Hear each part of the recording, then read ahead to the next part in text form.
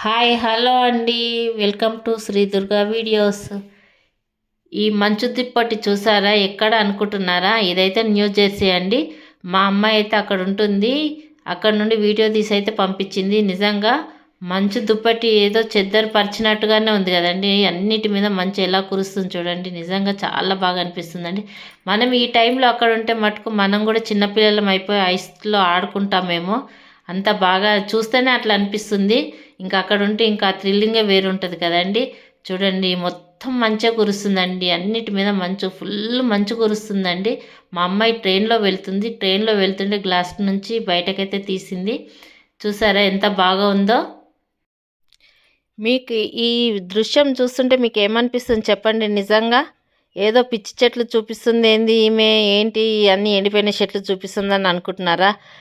లేదండి, ఇది new Jersey. New జెర్సీలో అయితే ఇలా మంచు అయితే పడుతుంది. చెట్లన్నీ ఈ సీజన్లో చెట్లన్నీ ఎండిపోతాయి. ఎండిపోయి మంచు అయితే కురుస్తుంది. చలికాలం కదా, వింటర్ సీజన్ కదా, ఫుల్ మంచు అయితే కురుస్తుంది అక్కడ. చూడండి న్యూ జెర్సీలో. మా పాప అయితే వీడియో తీసి పంపించింది. చెట్ల మీద అంతా మంచే, అసలు ఎక్కడ చూసినా మంచే అండి. చూడండి అగో,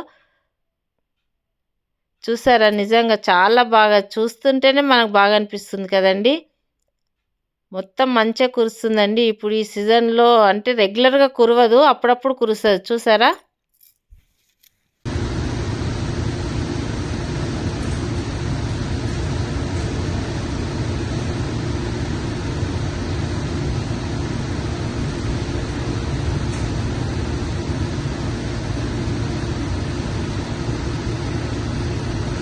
మనం ఇక్కడుండే అబ్బా అంటున్నాము, మనం ఏదో థ్రిల్లింగ్గా ఫీల్ అవుతున్నాం, కానీ అక్కడికి వెళ్ళి చూస్తే అండి అసలు మంచులో మనం నిలబడతామా, ఫ్రీజ్ అయిపోతాయి, కాళ్ళు చేతులన్నీ ఫ్రీజ్ అయిపోతాయి, మనం ఒక్క నిమిషం కూడా ఉండలేము.